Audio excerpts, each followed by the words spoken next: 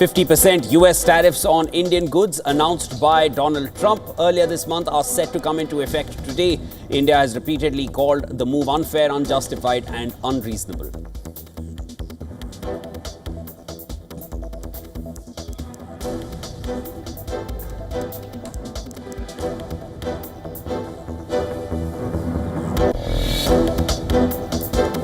I got to get them both at the same time. But I want to have it end. We have economic sanctions. I'm talking about economic, because we're not going to get into a world war. Donald Trump says he is prepared to impose economic sanctions on Russia if Vladimir Putin fails to agree to a ceasefire, warning of serious consequences.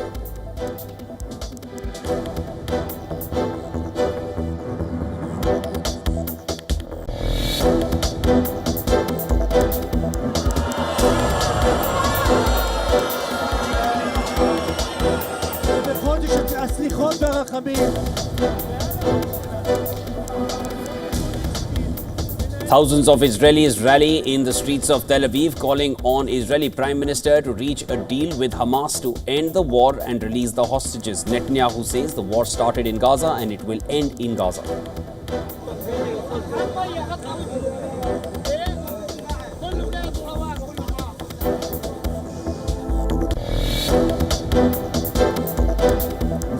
Syrian state media says IDF strikes kill at least 4 people across southern Syria as Israel continues attacks on the country.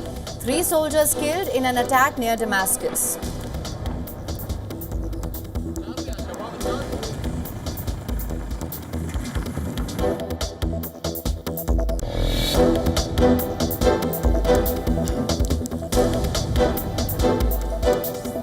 Venezuela deploys warships and drones to patrol the country's coastline after the United States dispatched 3 destroyers to the region to pressure President Nicolas Maduro.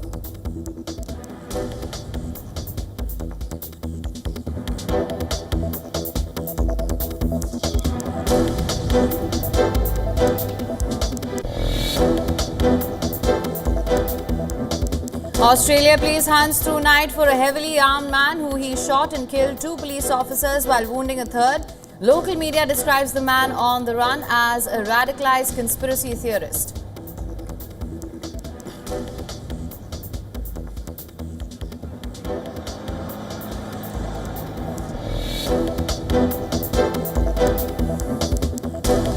Brazilian Supreme Court justice orders police to tighten security around Jair Bolsonaro's home, including 24-hour patrol, citing increased flight risk ahead of the final arguments in the former president's trial.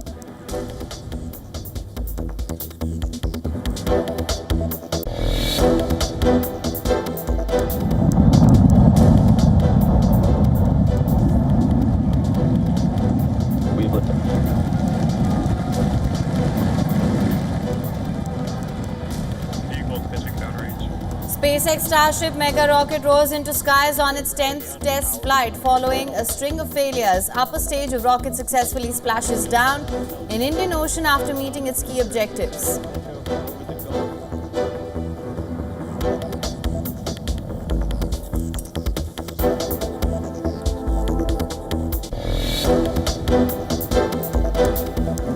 Federal Reserve Governor Lisa Cook has announced she will sue President Trump to block his unprecedented attempt to fire her. The legal showdown raises major concerns about threats to Fed independence.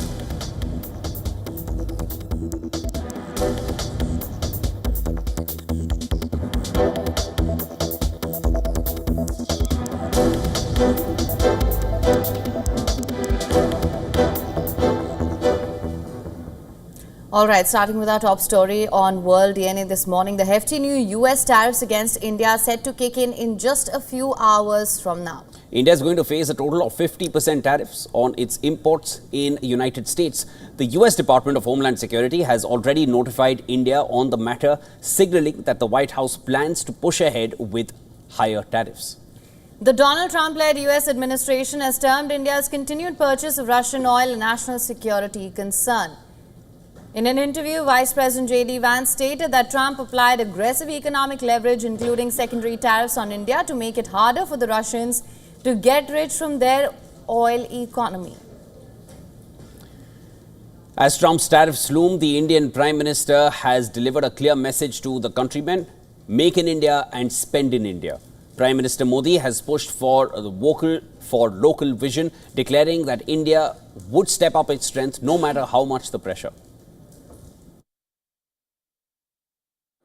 आत्मनिर्भर भारत के अभियान को हम सब आगे बढ़ाएं, vocal for local बने, स्वदेशी ये हमारा जीवन मंत्र बनना चाहिए दोस्तों. Now, the 50% figure singles out India more severely than other major trading partners. The new tariff is expected to impact India's $87 billion worth of goods exports to the US in 2024. Key affected sectors include garments, gems and jewelry, and petrochemicals. The US runs a $45.7 billion trade deficit with India. Trump has been pressing for greater access to India's agricultural and dairy markets. Indian negotiators have resisted that demand, citing risks of millions of farmers. On the other hand, US exports to India may now face retaliatory measures. India exports manufactured goods and energy like LNG and crude oil worth $42 billion. The White House has also confirmed that all April 2nd exemptions remain intact, apart from smartphones, computers and electronic devices. Indian pharma, metals and auto sectors get relief even as broader tariffs take effect. These carve-outs are crucial for India because they represent some of the highest value and most strategic export sectors. And that's a relief for India, especially given its high trade surplus with the US and recent friction over tariffs. India's 25% tariff will now apply to a wide range of exports not covered by exemptions. And that includes textiles, electronics, machinery, chemicals and other mass market goods. New Delhi is speeding up policy changes such as overhaul and simplification of the Goods and Services Tax (GST), and this is to shore up confidence and growth in the economy. The government aims to reduce compliance costs for firms, abolish redundant laws and even simplify tax routes. The government is also considering financial support for exporters to soften the blow from the tariffs. Textiles, jewelry and footwear are among the industries expected to be hardest hit.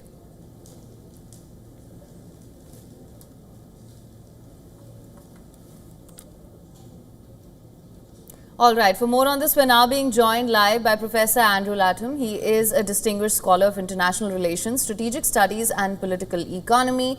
Thank you so much for joining us on World DNA, sir. My pleasure. Let's get right into it. Of course, we are just hours away from when the tariffs will be in effect. That being said, we are seeing a tumultuous phase of the India-US relationship. What is your assessment of the tariffs that have been imposed and the relationship between the two nations? I think in the long run, the relationship is going to be solid. Personalities notwithstanding and emotions notwithstanding, the two countries simply have aligned interests. And that is their economic interests, but also geopolitical interests vis-a-vis China. The tariffs, though, are in the short to medium term a source of great turbulence in this and great friction in this relationship. And they're being imposed for two reasons, one of which is to pressure Russia. That's 25% of the tariffs are about pressuring Russia by trying to cut off its oil revenues by getting India to stop buying oil. But the other 25%, which was initially imposed, is really about getting India to open up its internal market. And that is a fool's errand because pressure from the outside is not going to get Prime Minister Modi to reform an internal market in ways that are going to harm key constituencies within India. Now, having said that, Prime Minister Modi has undertaken now a reform program in terms of India's domestic economy, akin to the reforms that were instituted in the early 1990s, reform of the GST, for example, but also other reforms. There are certain constituencies, agrarian, for example, that I think Prime Minister Modi is not going to touch. So Donald Trump and the US government are up to two things. On the one hand, geopolitics, trying to pressure India to stop buying Russian oil and thereby pressuring Russia to end the war, but also economics, simply trying to open up the Indian market to American exports. And that latter goal is tied to a broader goal, which is remaking the international trading order in a way that we haven't seen really since 1945. Professor, the fact still remains that there is no deal, and Trump has always considered, his fashioned himself as a deal maker, but there is no deal right now that we see happening. Trump has said, and as you also mentioned, that they are trying to get India to stop buying Russian oil so that Russia can stop having funds for its war. But India has also mentioned that US continues to deal with Russia. It's something even the Russian president mentioned at the Alaska summit, that their trade dealings have gone up by 20% since Trump 2.0 came into power. At this point, how do you see a deal coming to the fore? Because really there's no headway on that as of now. Yeah, there isn't at the moment. I mean, Trump has been emboldened because the Japanese, when faced with his threats, rolled over. The South Koreans rolled over. The Europeans rolled over. Prime Minister Modi is not going to roll over for two reasons, one of which is pure nationalism. There's no way in which India is going to be pushed around and bullied. But the second one has to do with his internal domestic constituencies. He can't alienate certain groups and expect to win, his party to win local and national elections going forward. So that's a large part of what's going on now. I think a deal can be done once bridges have not been burned. They've been damaged, but they haven't been burned. And so I think there's scope for repairing those bridges in the future. But we need, both sides right now need to calm the nationalist rhetoric. That's true in India. It's very true in the United States. And then interests will reassert themselves. Prime Minister Modi right now is making nice with President Xi Jinping in China, trying to smooth some of those roiled waters that go back to Galwan and whatnot, but actually go back a lot longer than that. But that is not going to erase the underlying conflict of interest between India and China. And I think those underlying clashes and conflicts are going to push India and the United States back into each other's arms in a way that has been happening for the past 25 years. So when I look at the big picture, I see this tariff incident as a blip in a long-term trajectory in which the United States and India are going stronger. Remember, they overcame all of the friction when India went nuclear back in the 1990s. The United States did all kinds of things, all kinds of punishments, all kinds of pressures, but eventually they got over it. Washington got over it, and the relationship between Delhi and Washington got closer and closer and closer.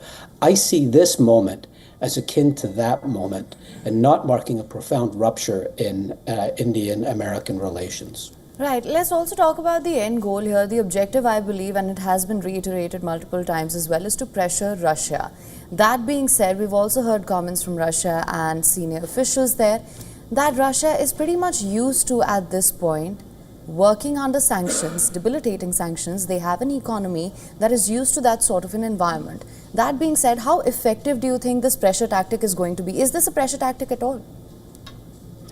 Well, I think as part of a broader sort of initiative, the United States could ramp up economic pressure on Russia quite substantially. Now, the question is, can Russia survive that? It has so far. It's found all sorts of ways to circumvent American pressure, American tariffs and other sanctions. It's grown closer to China, which is clearly not in the United States' best interests. So the question is, can they continue? If there's another round of sanctions, can they circumvent those? Can Moscow circumvent those as well? Or, and I hear some people making this argument, the Russian economy is on the brink of collapse. President Putin knows this, which is why he went to Alaska and then Washington, making all kinds of friendly noises. He wants a deal. And I think it's impossible to know because none of us are inside President Putin's head. On any given day, I can be convinced that he's ready to do a deal. And on the very next day, I can be convinced that he's just employing delaying tactics so that he can win the war on the battlefield. Well, we hear your point. That was Professor Andrew Latham joining us from Minnesota. Thanks so much for sharing all your insights, some key points that you've noted here and the way forward as well. Let's see how this one pans out. Hours from now, these 50% tariffs are going to be in place. Thanks so much for joining us, sir. You're welcome. And Pakistan and Iran have once again pledged to step up efforts to combat terrorism and secure their shared border amid growing tensions in the region. Both countries share a nearly 900-kilometer border spanning across Iran's Sistan-Balochistan and Pakistan's Balochistan. This area is highly porous and susceptible to drug smuggling and terrorist activities. This resulted in tensions on the border, with both sides previously accusing each other of harboring terrorists and failing to secure their respective sides of the border. Recently, Iran has taken steps to secure its eastern front by building high walls along the border to safeguard its territory, even as it continues to deport illegal Pakistani nationals residing in its territory. In a telephonic conversation, Pakistan's Chief of Army Staff, Field Marshal Asim Munir, and his Iranian counterpart, Major General Abdul Rahim Mousavi, affirmed their readiness to deal with the issue. And according to a statement issued by the Iranian embassy, General Mousavi highlighted the growing threat of cross-border terrorist movements and called for joint efforts to eliminate terrorism. While Field Marshal Munir echoed the call for securing common borders, saying that the two sides must jointly turn the Pakistan-Iran border into a border of friendship, brotherhood and economic development. Now, the renewed efforts come following a recent terror attack in Sistan, Balochistan, a restive region in southeastern Iran bordering Pakistan and Afghanistan. According to the reports, 5 Iranian police officers were killed last Friday in an ambush on 2 patrol units in the region. The militant group, Jaish al-Adl, claimed responsibility for the attack. On Saturday, Iran's military claimed its forces targeted the terrorists, killing 6 of its members while arresting 2 others. The incidents highlighted the growing challenges in the border region, which has long been plagued by clashes between security forces and armed groups.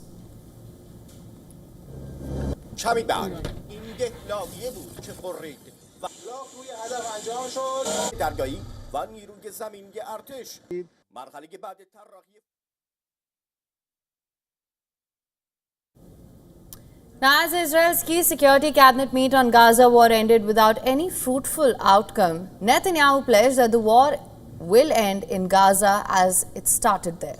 His statement comes following the security cabinet meet, which ended without discussing the 60-day ceasefire and the hostage release deal agreed by Hamas. We are now coming from a cabinet meeting. I don't think I can expand too much, but I will say one thing. It started in Gaza and it will end in Gaza. We will not leave these monsters there. We will release all our hostages. We will ensure that Gaza no longer poses a threat to Israel. Now, a U.S. Special Envoy Steve Witkoff has said that Trump will chair a meeting on Gaza at the White House today and added that Washington expected Gaza war to be settled by the end of this year. He also stressed on the fact that a ceasefire deal is indeed required. That there needs to be a deal, there needs to be hostages sent home. There would be a commensurate amount of Palestinian prisoners who would be sent home too. Every time we see a hostage release, we see jubilation on both sides. And Hamas understands that they can have nothing to do with the government going forward. Israeli government spokesperson David Mencer said that a delegation from Egypt was willing to mediate in Gaza ceasefire talks, but he reiterated that Israel would only end its offensive in Gaza if all the hostages are freed.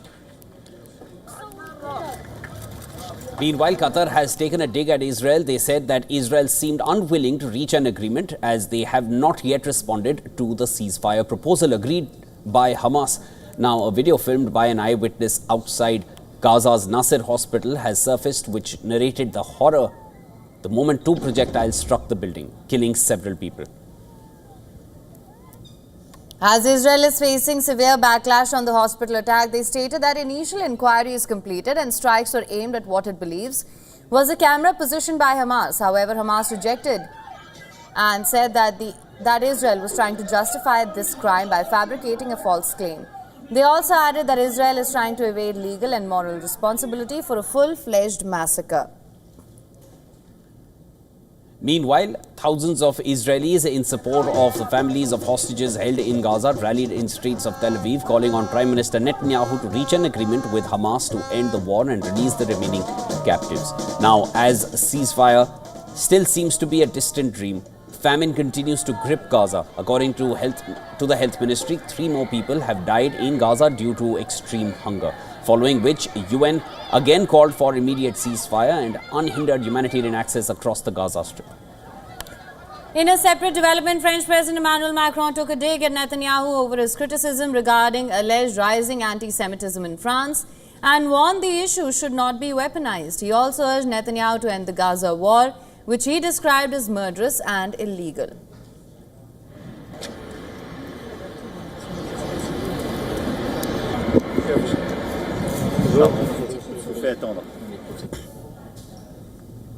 And Ukraine, for the first time, has admitted that Russia's military has crossed into the eastern industrial region of Dnipropetrovsk. Russia has claimed throughout the summer that it has entered the area. The admission comes as the efforts to chalk out a peace deal seem to have hit a stalemate, which has faltered in recent days, despite efforts led by US President Donald Trump. Now, Trump has again said that he is prepared to impose economic sanctions against Vladimir Putin if he fails to agree to a ceasefire. Trump also took a shot at Ukraine's Zelensky, saying that he was not exactly innocent either, and it takes two people to tango. Trump has been pushing for a meeting between the two leaders. I want to see that deal end. It's very serious what I have in mind if I have to do it, but I want to see it end. I think that in many ways he's there. Sometimes he'll be there and Zelensky won't be there. You know, it's like, who do we have today? I got to get them both at the same time. But I want to have it end. We have economic sanctions. I'm talking about economic, because we're not going to get into a world war. Trump also dismissed a question related to Russia not recognizing Zelensky's legitimacy, taking a question directed to his special envoy, Steve Witkoff. Trump said everybody's posturing, using an expletive to describe it. And this past weekend, Russian Foreign Minister Sergei Lavrov had said that Putin will not sign a peace deal with Zelensky because Russia views Zelensky as illegitimate. Meanwhile, It doesn't matter what they say. Steve can answer, but I can answer too. Doesn't matter what they say. Everybody's posturing. It's all bullshit, okay? Everybody's posturing. Steve, do you have a different answer? I agree with you, sir.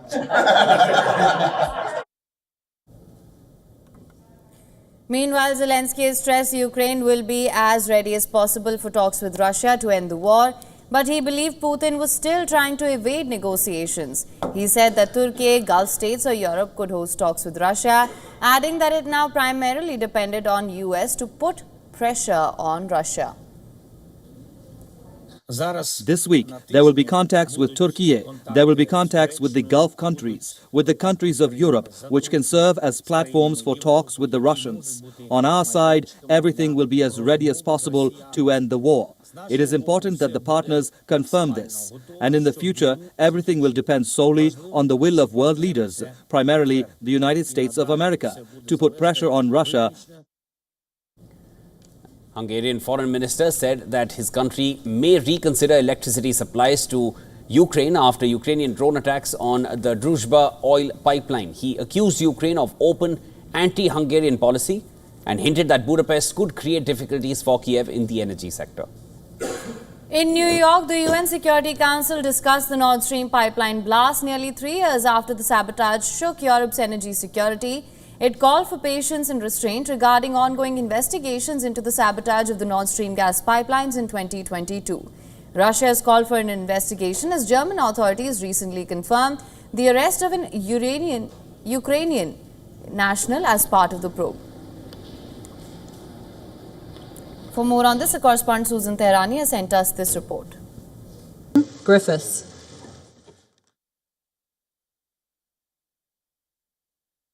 The United Nations Security Council met on the Nord Stream pipeline blast nearly 3 years after the sabotage shook Europe's energy security. Russia demanded more transparency from Germany's investigation following last week's arrest of a Ukrainian suspect. European members pushed back, saying they are concerned about what happens, but national probes must be allowed to finish without politicization. The meeting, the first on the Nord Stream issue this year, also featured the U.S.'s first statement at the Council on the matter since U.S. President Donald Trump returned to office, and comes amid a strong diplomatic push by the United States to resolve the Russia-Ukraine war. The session underscores how Nord Stream remains a flashpoint in the struggle between accountability, energy security, and the search for an off-ramp to the Russia-Ukraine conflict. Susan Tehrani reporting from New York for WION World is One. And with that, it's time now for a short break. Don't go anywhere. This is World DNA. On the other side, China is set to break another engineering record. It is set to unveil the world's tallest bridge. The bridge made over Huajiang River is located in China's mountainous Guizhou province. We'll bring you all the visuals and the complete report.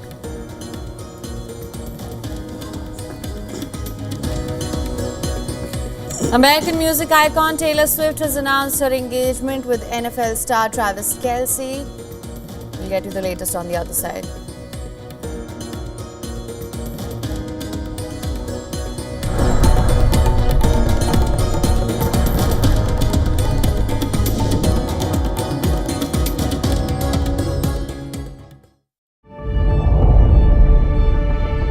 The Earth is sending distress signals. Wildfires, droughts, and melting glaciers. Can we reverse the damage?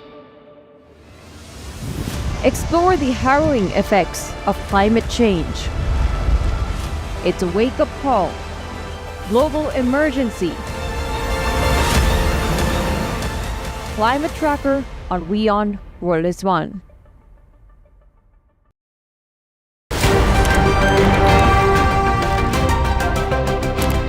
Ready to dive into your daily dose of news?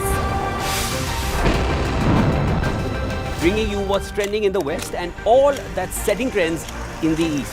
And all of this served up with a side of insightful banter. We don't just bring you the latest stories. We bring you your talking points for the day. And while you do that, from the busy streets of New York, I will provide you with deeper insights on the developments through the course of the day in the U.S. The show that keeps you ahead of the global curve. A conversation you'd want to be a part of. A place where news becomes an engaging exchange. We bring you stories that impact your present. This is World DNA. Join the conversation.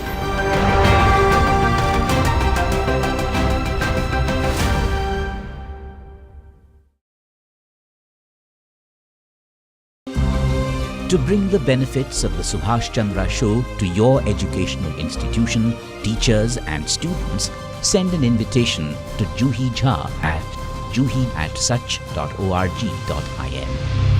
WION, India's global voice, the channel that brings you the biggest stories from across the world through India's lens. Now available in more than 190 countries worldwide. Because we believe that the world is one.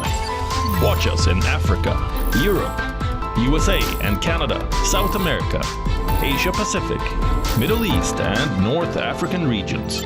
Also available on these digital platforms across the world. WION, World is One.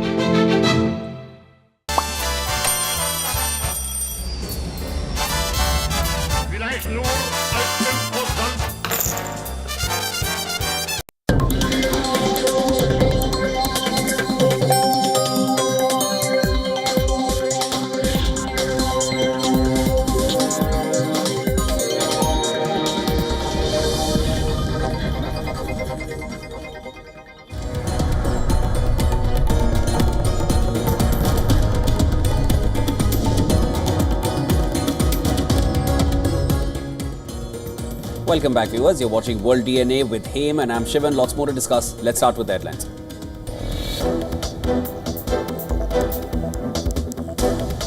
Death toll from massive landslide en route to Vaishno Devi Shrine in Jammu and Kashmir's Katra rises to 30. Rescue operations continue as landslides triggered by rainfall leave several pilgrims trapped.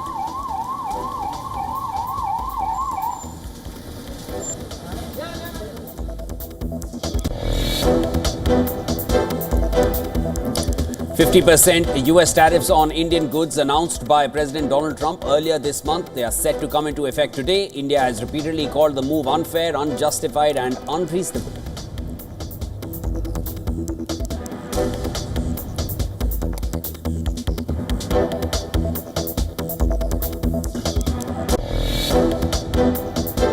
Yeah, I got to get them both at the same time.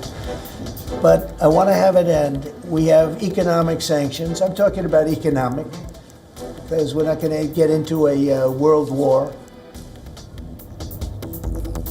US President Donald Trump says he is prepared to impose economic sanctions against Russia if Vladimir Putin fails to agree to a ceasefire, warning of serious consequences.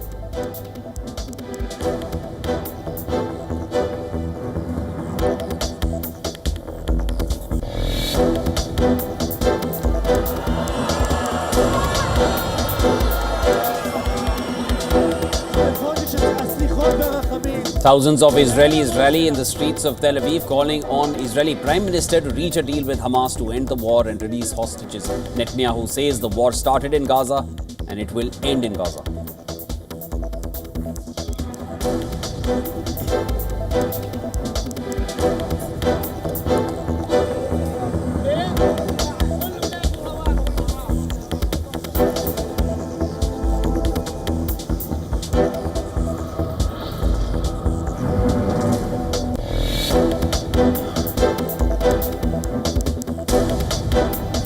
As China tightens security ahead of Victory Day parade marking Japan's formal surrender in World War II, Beijing comes to a near standstill with streets emptied and shops shuttered in preparation for military display.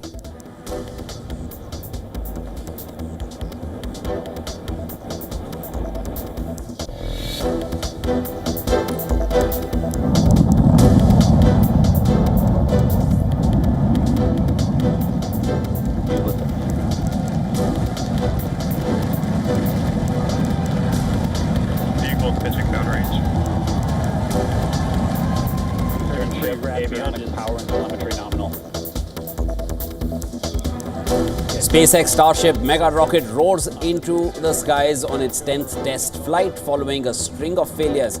Upper stage of the rocket successfully splashes down in the Indian Ocean after meeting its key objectives.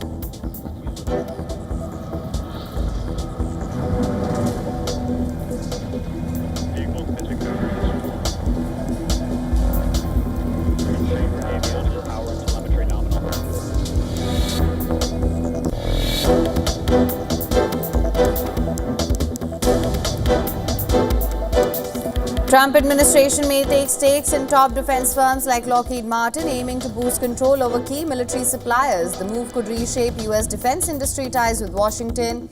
Lockheed has confirmed ongoing collaboration.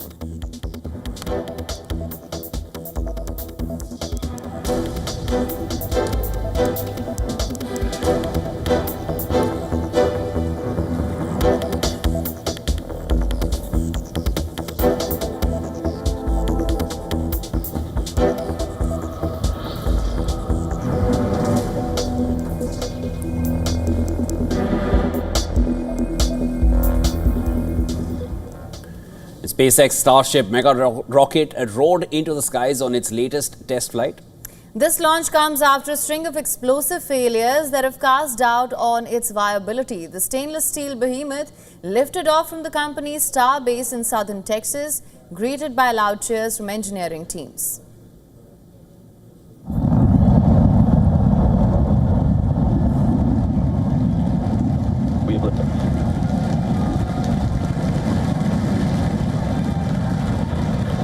Pitching downrange.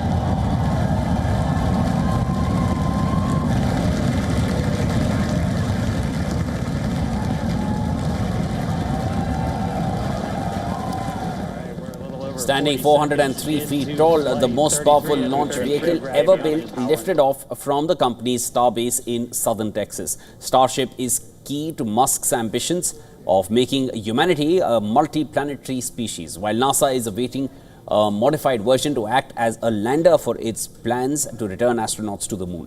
A launch attempt on Sunday was scrubbed due to a fuel leak on the launch pad, and on Monday, weather intervened as thick clouds forced another delay. Now, the mega rocket's booster, known as Super Heavy, splashed down safely in the Gulf of Mexico. SpaceX previously wowed observers by catching the booster in the launch tower's chopstick arms. But this flight instead focused on collecting data on how it performed when an engine unexpectedly cuts out. Now much is riding on the mission after the last 3 flights ended with the upper stage exploding, twice over the Caribbean and once after reaching space. The goal is to send the upper stage ship, eventually intended to carry crew and cargo, halfway across the globe before splashing down off northwestern Australia. Outfitted with prototype heat shield materials, it will deploy dummy Starlink satellites while flying a trajectory meant to stress test its rear flaps.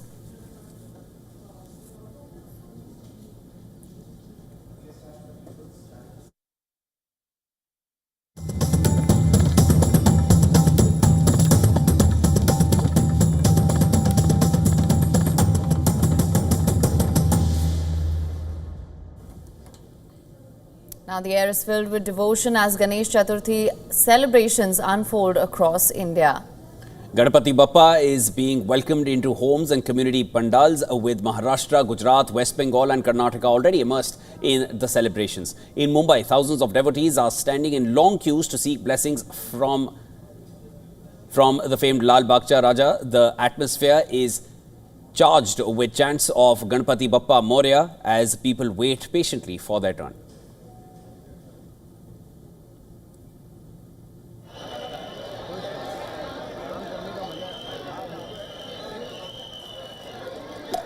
Devotees also thronged the Sri Siddhivinayak temple to offer prayers. The temple reverberated with chants and rituals as worshippers lined up to seek blessings. Prime Minister Modi has extended heartfelt Ganesh Chaturthi greetings, wishing that the festival of faith and devotion brings prosperity and auspiciousness to all. Shri Ganesh is known as the god of wisdom, learning, new beginnings and the remover of obstacles. He is also known for his association with the epic Mahabharata, when sage Vyasa was inspired to compose the great Indian epic. He requested Shri Ganesh to serve as his scribe.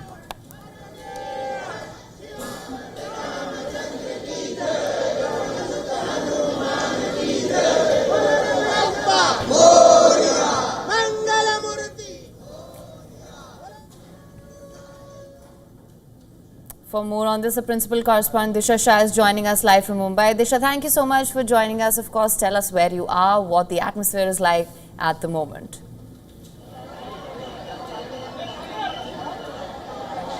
Well, it seems that the city of Mumbai has not really slept at all because of the most loved and celebrated festival, Ganesh Chaturthi. And here we are at Lal Bagcha Raja, which is known as not only Mumbai's but the state's famous idol. And this is the idol that you can see beautifully decorated. It is celebrating its 92nd year is what we understand. And as you can see, devotees from all across the country, they have come here in huge numbers to catch the glimpse of the famous Ganpati idol here. If I can ask my video journalist just to show you the crowd, the festive spirit, the festive mood, and people have been literally waiting for hours and hours just to capture the glimpse of Lal Bagcha Raja here, which is known as the Pandal's most famous, Mumbai's most famous, Maharashtra's as well. And people from all over the country, they come here, celebrate it. And like we've been also speaking to people earlier today, and they said that literally they have been waiting from 12 o'clock in the night because the queues are literally long. They are as long as 5 kilometers from the place where I am standing. And this festival is not only celebrated for 1 or 2 days, but it's a 10-day long festival. And with the same spirit, with the same vibe, with the same festive mood, we literally see this every day here in Mumbai. The streets are full, and as you can see, from children to even senior citizens, all the age groups are literally here. They have been waiting to catch the glimpse of the Lal Bagcha Raja. And as you can see, beautifully decorated with gold, with ornaments, with silver ornaments as well, with even money. And people donate here also in huge numbers. So this is the devotion, this is the loyalty towards the festival that they have. And literally here we are talking about a 10-day festival. If I can ask my video journalist to show you, even the security is so tightened here because of the footfall that it receives every day. More than at least 5 lakh people here come and visit this pandal on a daily basis, taking the total toll to a different level at the end of the festival. And this is the same sort of of a festive mood, festive spirit that we look at, because Ganesh Utsav is celebrated in a very grand manner, from eco-friendly idols to plaster of Paris idols. Yes. They celebrate it at their homes, housing societies, and even pandals for that Yes. matter. Disha, thanks so much for giving us that glimpse of the entire location around you. It was just days earlier that you were reporting on the alerts that were being issued because of the heavy rainfall in Mumbai, but nothing can dampen Ganesh Chaturthi festivities in the maximum city. Thanks so much, Disha, for getting us the latest. And this is when the celebrations start. Ganesh Chaturthi, wishing everyone. And there's a new turn to the former Sri Lankan President Ranil Wickremesinghe, his arrest saga. And there's a new turn on that. 4 days after he was arrested on charges of misuse of government funds, Wickremesinghe has been granted bail.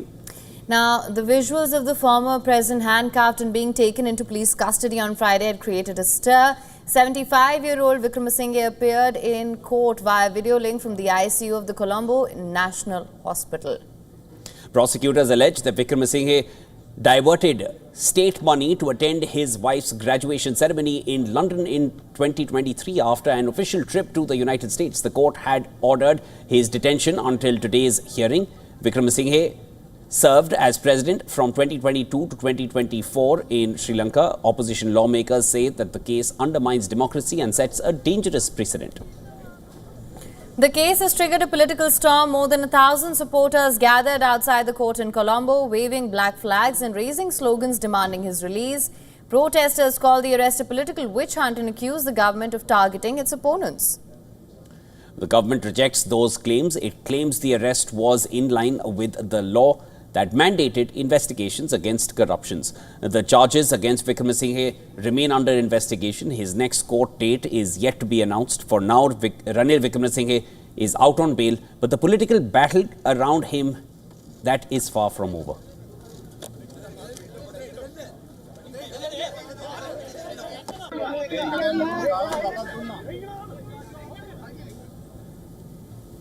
And China is set to break another engineering record. It's set to unveil the world's tallest bridge.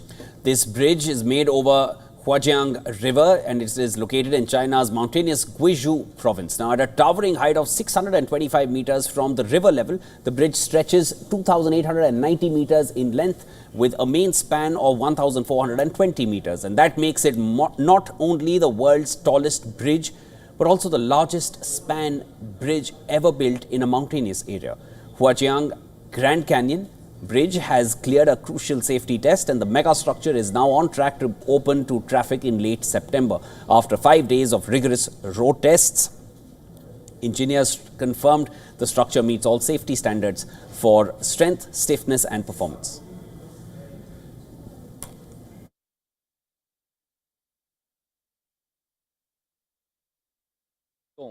We simulate extreme conditions with 3,760 tons of load to activate the maximum capacity of the bridge structure under normal use. Today, we focus mainly on monitoring the displacement of the main towers on both banks, the bending moment at the tower roots, and the maximum tension in the anchor span cables.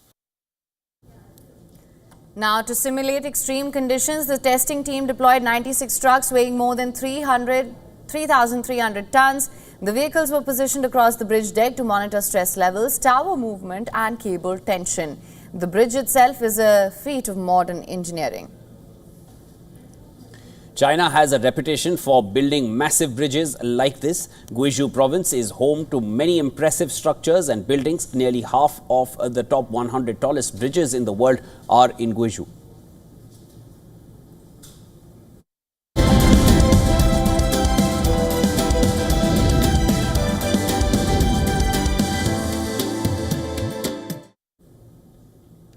Now, U.S. President Donald Trump has announced the dismissal of Federal Reserve Governor Lisa Cook.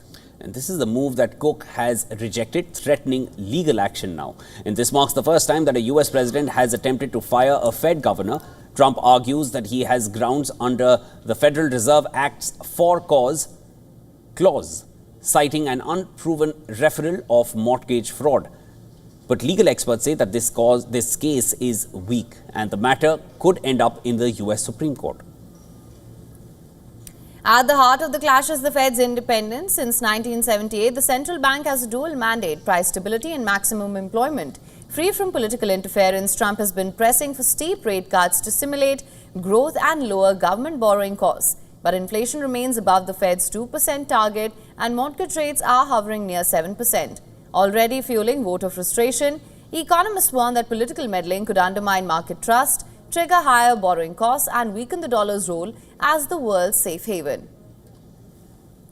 So the most important thing when it comes to the Zakuk's removal is that the US is heading for a higher for longer yields environment.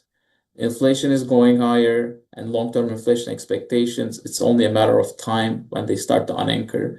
These type of threats to Fed independence is pushing up the term premium. History offers warnings. From America to Turkey, political interference in monetary policy has always led to a currency meltdown. Analysts now fear that Trump's push could set a dangerous precedent, eroding credibility built over more than a century. For now, markets remain calm, but investors are watching closely, aware that the independence of the US Federal Reserve is a cornerstone of global financial stability.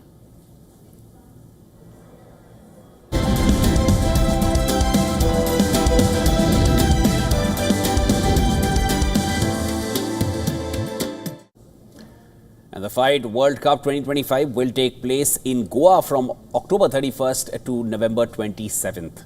Bringing one of chess's most prestigious knockout tournaments back to India after 23 years. The tournament will feature 206 players in a two-game knockout format over 8 rounds. Each round will have 2 classical games with rapid and blitz playoffs if needed. The top 50 seeds will enter in round 2, while players ranked 51 to 206 will face off based on the principle of top half versus bottom half.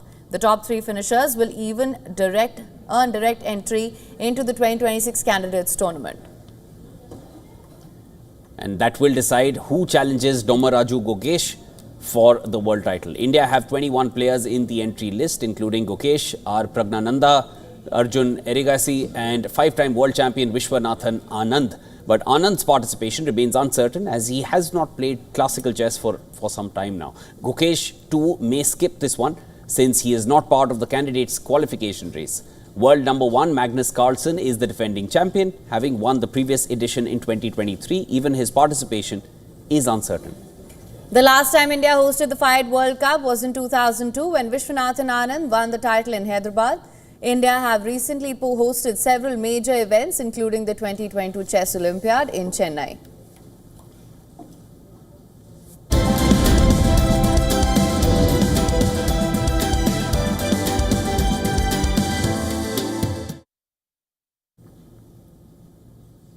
And it's a love story, but just say yes. That's exactly what you'd want to sing after listening to singer Taylor Swift's latest announcement. Well, the world of pop culture and American football officially collided with the engagement news of music icon Taylor Swift and Kansas City Chiefs tight end Travis Kelce.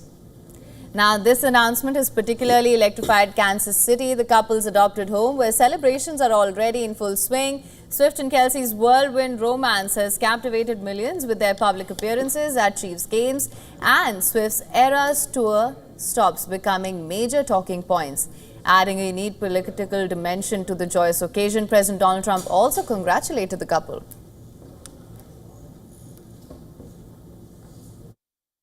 Well, I wish him a lot of luck. No, I think he's a great player. I think he's a great guy, and I think that she's a terrific person. So I wish them a lot of luck.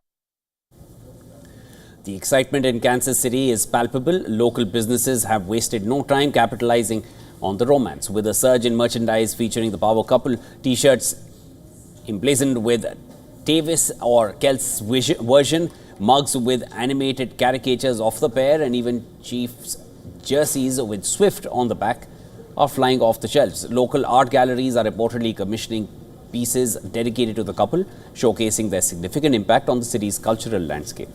Now, this engagement is more than just a celebrity coupling. It's a cultural phenomenon. Swift with an unprecedented global reach and devoted fan base, and Kelce, a beloved Super Bowl champion, represent a powerful fusion of entertainment and sport.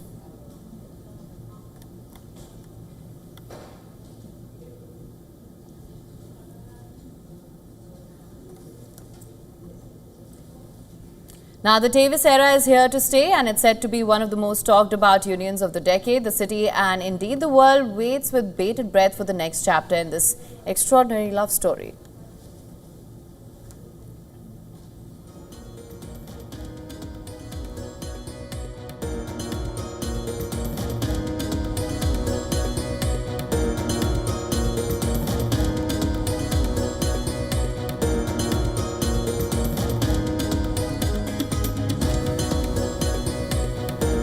And with that, it's a wrap on this edition of World DNA. We'll be taking a quick break, but before that, here are all the climate stories making headlines across the world. Stay with us. This is WION World is One.